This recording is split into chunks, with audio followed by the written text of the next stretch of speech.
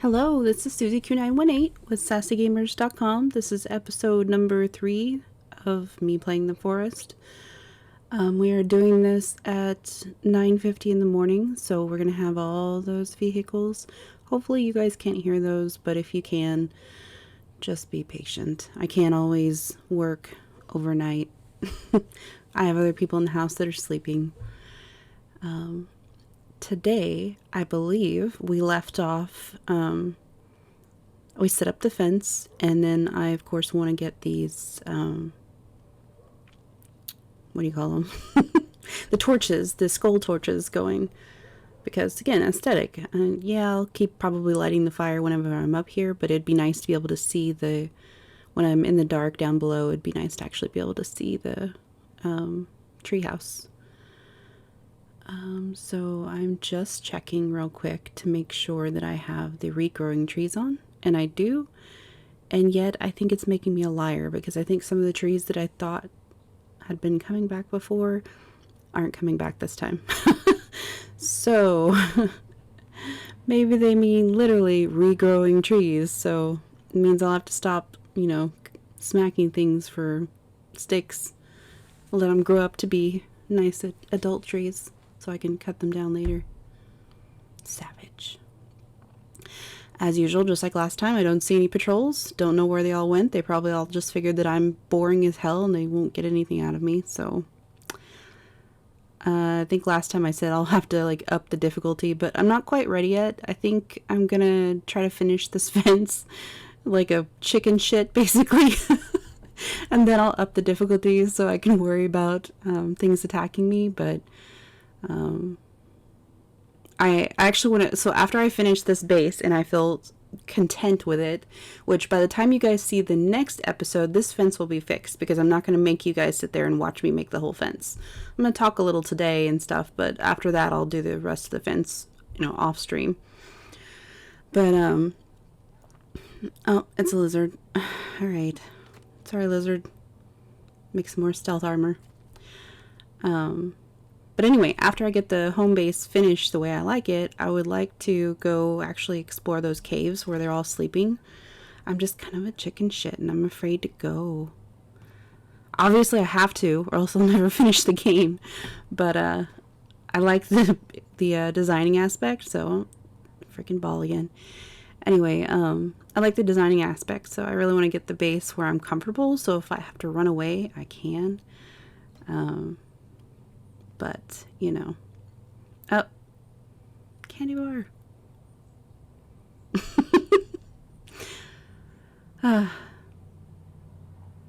Anyway, so this is me looking around trying to find if there's anything else I can possibly do and not have to go cut logs again, but I think the answer is not much. So I'm going to empty out all the sticks that I have and all the rocks that I have and then go smack some trees. Because sometimes you just have to get it done, right?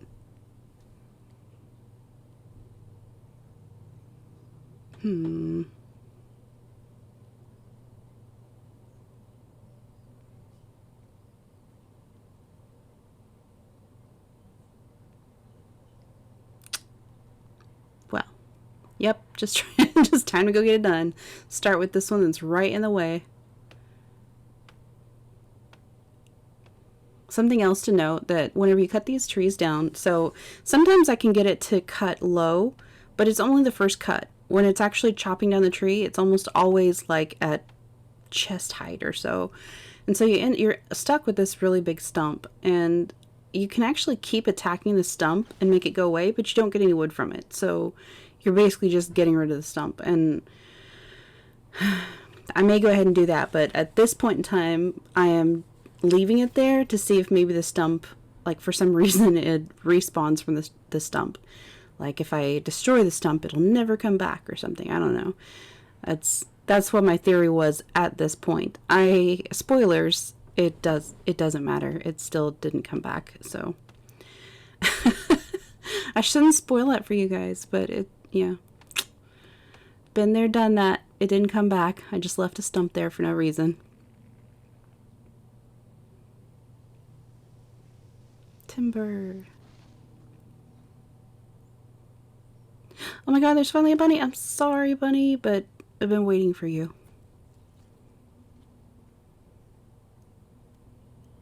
Tasty meat. I've turned into a savage. It's like, I just need your hide. I don't know why I just ran over there. Oh, to get a stick. That's right, because you need, every time you set the trap, you need another stick. It just presumes you lose a stick every time. So, while we're waiting, and I guess not waiting, but while I am assembling parts of this fence, I told you guys that I was going to start talking about topics. And I actually got some outside participation for this because I couldn't really decide what I wanted to talk about, especially, you know, I guess just starting out. Sometimes stuff just comes to me. For example, my food videos from last time. But I got some outside help. I gave them a huge list of, like, questions. And I'm like, hey, pick out 5 for me. You know, it doesn't mean we're going to go through all 5, but it means that I've got at least, it's narrowed down for 5, so I don't have to think too hard about what I'm answering. So, let's see. We're going to start really simple. One of the questions, question number 4, because I don't go in order. It's not like that. It says, what's your favorite book? And you know what? My favorite book hasn't... Oh, that's my phone. Silence Discord did not silence phone. It's always something, isn't it? Anyway, my favorite book hasn't changed since high school, which is kind of funny because I've read a lot of books since high school. Obviously in high school I was much cooler than I am now, so I had less time to read. So I've read more, but I still love those books. So I'll tell you what they are. So my favorite author, actually, and that'll lead to my favorite books, was L.J. Smith. She wrote the Vampire Diaries. So if anybody is familiar with the Vampire Diaries series from CW, she was the original author of those books. I'm thinking back in the early 1990s. I'm not going to go research that, so I could be off by a few years, but it's been a while. Now, they weren't that popular then. It's not that they weren't good books, because I loved them.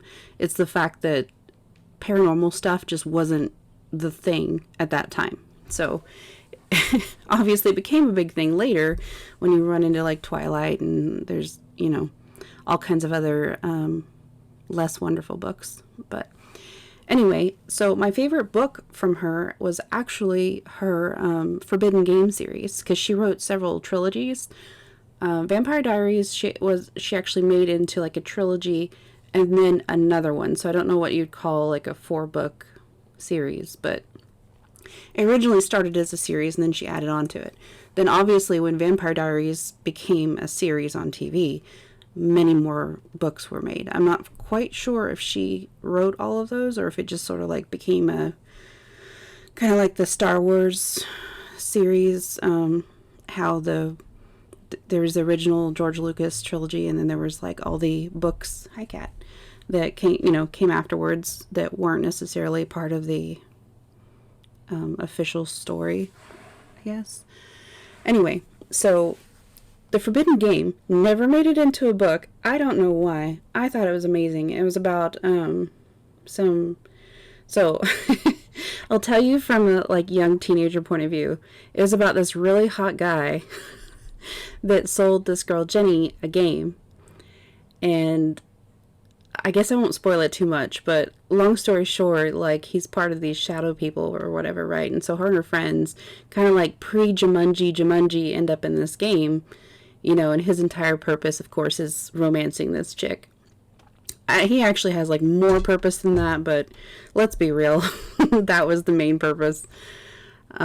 Love that trilogy. I really, really did. I liked all the characters. I liked the kind of creepiness. It was pretty, like, I felt like it was high level of creepy for the 90s, if that makes any sense. It definitely wasn't a horror book, so it's not something that you can go and have nightmares about, but it is sort of like the settings are real enough that anytime you go to a carnival, you start to wonder, what all might be going on here that I'm not already seeing. So it seems kind of cliche now, but when the book came out, it was amazing. Anyway, so L.J. Smith also wrote The Secret Circle. I think that was actually made into a TV series. I don't know that there was ever more than one season. And again, I'm not going to look it up right now, so so just know that I could be wrong, but I'm pretty sure it was maybe one, maybe two seasons, but it didn't go as far as the Vampire Diaries did. Gosh, what? And there's also like a psychic trilogy that she had. I don't remember the name of those books, but they were also exciting. She was just good at world building for teenagers. And honestly, the books, though, I feel like the books could be enjoyed by adults. The problem with us as adults is that we have so many things in our lives, like bills, that it's hard for us to imagine a grand adventure where bills aren't an issue. You know what I mean? It's like we're all so bitter now that we can't have the same kind of fun. And if we can find a book that takes us out of the bitterness and reminds us what it feels like to be a teenager, then we're golden, right? And I know a lot of people aren't exactly fans of the Harry Potter series. You know, I believe whenever it came out, I was in my mid to late 20s, I think. And so I was very far from being an 11-year-old kid, but I liked the series because for the first time in a long time, I felt like an 11-year-old kid whenever I was reading that story, and I was excited. And that's something that's really hard for me to convey to some of my closer friends who haven't read the series, because they look at it, they've seen the movies, and they're like, oh, it's a kid's book. You know, discounting the fact that there's a huge section of people that have religious issues, and now so many people don't like J.K. Rowling for different reasons, of which I am not discounting. It's just, it doesn't change the fact that that book series meant a lot to me. So I guess I just went from your favorite book to like my second, second or third-ish other books that I like or have liked. But anyway, at the end of the day, regardless of authors and artists, I think you can boycott their works, and there's nothing really wrong with that because it's an individual choice. But I also don't think that enjoying the work and how it made you feel makes you a bad person and not supporting your friends. So it's a very complicated thing, and feelings mean a lot to people. It's just one of those things that it's all personal, right? And everybody's got a right to feel the way they feel. Just got so serious there. And we're still hacking at trees. Jeez, aren't you glad I brought conversation starters? Okay, so let's pick another one. That was number 4. Let's go with... Gosh, the best... Okay, number 3 is, what is the best pickup line you've ever used or heard? I'm trying to think if I've ever used a pickup line. I don't think so. I'm not really the type to go, just hit on somebody. I don't know. Yeah. I don't think I've ever used one. Heard. I don't. Okay.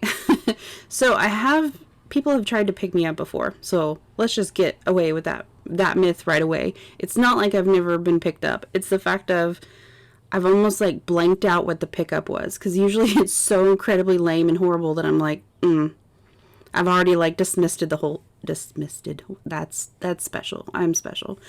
Anyway, I've already dismissed what it actually was, but I'll tell you the circumstances around the last time I was picked up. So it's not quite what the question's asking, but it's a conversation starter anyway, so we're going to go with it. The last time someone tried to pick me up was actually in, what the heck's the name of that store? Oh yeah, and it's always at the store. It was General Dollar. No, Dollar General. Dollar General. That is my final answer.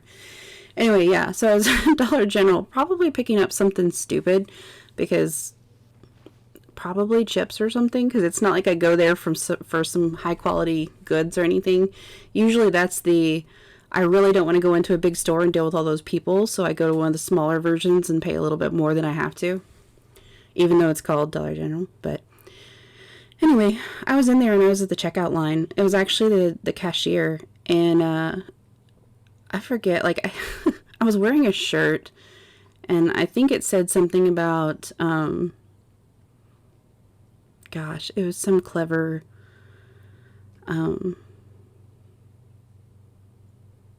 God, everything's better with curves or something like that. I mean, that might not be exactly what it said, but it was something to that such. I was in my workout clothes, guys. I'd literally changed after work, and I was on the way. Ah, I remember. Okay, yes, I was on the way home, and I had all of my workout stuff on, but when I went to put my shoes on, I'd wore sandals to work that day, so I didn't have any socks, and there's no way in hell I was gonna go like walking on a walking trail in tennis shoes with no socks. So I was stopping by Dollar General to buy a pair of socks. I figured it can't be that expensive. Anyway, so he read my shirt, which is fine. I mean, it's not like I'm not one of those people that's so paranoid that people are staring at my boobs. When your shirt says something, people are going to look in that vicinity. But he said something about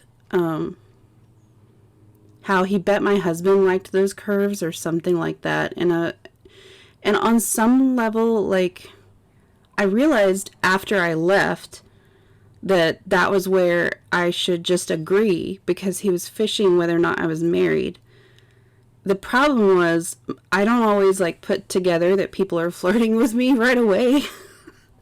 So I had said something about how I'm not married, and I'm like, oh, at the time, again, I'm sitting there in line, not even like thinking about it, because I'll be honest, I'm a huge hermit. So whenever I'm walking around, I'm not really staring at people very much. Like, I'm aware that they're there, and sometimes little things will catch me, like adorable little kids that are actually behaving well. I might smile at them and like play with them or something. Like, that's like the most outgoing I'll get. But normally, if everybody's minding their own business, I'm not even looking at them. Like, I'm trying to get in, get out, get back in my car. And so I make this mistake of saying, I'm not married, which, whoops, like, I realize now that was like an invitation. So, I think he said something about, well, I like your curves. And so I still, guys and girls, at this point, I'm like, thanks, because I'm not like thinking about it. I'm just like still at that get in, get out thing. So then he writes his phone number on my ticket, and he's like, I put my phone number on your ticket. And I'm like, this at this point is the first time I look up and look at him. Because again, I was get out, get in, get out. So I look up at him, and first of all, I am not saying this story to make fun of someone. That is not the case. I am often sloppy and lazy, and especially if I'm going to Dollar General, I'm not looking too good. I mean, especially that day, like I said, I had my workout clothes on, my hair in a ponytail. I'm a chubby McChubberson the whole time anyway, so I was not looking my best. But bless his heart, he looked like, damn it, I just silenced the phone. Apparently not well enough. There we go. Anyway, so I don't think that he'd like trimmed his beard in a while, which that's okay, because I have a lot of friends that are actually like Beardy McBeardsons. They're like wilderness Johns and stuff, so that's not a big deal. It's just he looked maybe like he hadn't bathed in a long time too, and I'm gonna forgive the guy because he was at work and he works at Dollar General, so I'm gonna say that nobody goes to work like that trying to look like $500 or whatever. So I'm gonna forgive all that. But the point is, it startled me, and at that point, I realized he'd been flirting and that I'm an idiot. So what do I say? Like, do I like affirm or deny or anything? Nope. I just say thanks and grab my shit and leave. So then I sit out in the car and I'm like, that guy was flirting with me. And I think I kind of didn't not flirt back. Like, I need to pay more attention whenever I'm out. That was really awkward. Like, thinking about it in retrospect in the car, I'm like, that was incredibly awkward. And so, of course, then I like shoot off a text to my friends to tell them what a ditz I am and all that stuff. I almost said douche. Ditz. Both an insult, different meaning. But anyway, so that was that. Not quite the best pickup line. I'm trying to think of another one. I was working at a shoe store one time back in like 2009. I can date myself. And this guy came by, and at the shoe store, any of you guys that work at a shoe store, you know that the people that come into a specifically shoe store only, they want you to like get down on your hands and knees and like help them fit the shoe and all that jazz. They can't do it for themselves because for whatever reason, they just want the custom experience. So yeah, this guy asked me out on a date after I'd fit his shoes for him, and it's not fair of me to judge because he was actually like, I'm not going to say he was like super good looking, but he was not unattractive. I think if I'd have got to know him, it would have been different. It's just the fact of when I've been down on my knees messing with your feet, and it's not gross about feet. It's not that. It's just that weird caretaker position that I got skeevy vibes. Not from the guy, but again, from the situation, because I am so far from wanting to feel like I'm someone's mother. And that's kind of what working at a shoe store feels like. Like you're everybody's mother, even the adults. Because even when they tell you, does this fit right? And you're like, trust me, it fits right. They are looking for your guidance. And, most of the time you know better because, frankly, you learn more about feet and shoes than you ever want to know when you're working at a shoe store. And everybody assumes that's what you want to do with your life. But anyway, I digressed about that one. So I can't remember what my answer was to that one. Like, I was aware he was flirting, and I was uncomfortable enough after having, like, serviced his feet that I actually said no. But I think I said my mom doesn't allow me to date or something, which is ridiculous because I'm pretty sure 2009 I was not quite 30 yet, but I was well old enough to go on dates. I had no good excuse why not other than no. Anyway, so obviously we're still working more on the fence than I should. Got plenty of sticks, still picking them up every chance that we can. And it's about to be the end of a night, so I wonder how long this video is this time. Well, anyway, I think we still have time for another subject or two, so there we are with the pickup lines. Let's see. Number 2, I guess going backwards, is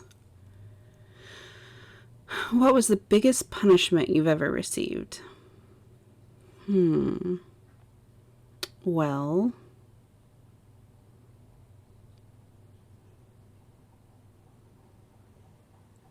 I guess so. Punishment's one of those interesting things. I think just because sometimes you feel punished and you are punished, but it's not a punishment, if that makes sense. Because I think a lot of those, like, and those end up being, like mind games between family. Like, I'm not going to get into that one, but I feel like often, sometimes punishments are not, not framed as a punishment. So I'm going to stick to exactly what it says, the biggest punishment. So what was intended as a punishment. I think the biggest punishment that I ever had was actually from school. I was in 2nd grade. One of my favorite teachers in the world, who, bless her heart, she's like on my Facebook. Sweetest lady you'd ever know, right? Her name is Mrs. Drake. If she ever reads this, I love you. But funniest thing, so I think that made the punishment worse, that she was the sweetest person that one of the sweetest ladies I'd ever known. But I got spanked. I had to go in the closet and got spankings because I didn't turn my homework in. Can you believe that was like, out of all the bad things that and I guess bad is like subjective, but out of all the things that I feel like I probably, do not, cat, no. I apologize, guys. He's trying to get into stuff and it's going to be a mess. No. I'm staring right in your eyeballs saying no. Anyway, out of all the things that I could have been punished for growing up, I'm surprised that it was for not turning my homework in.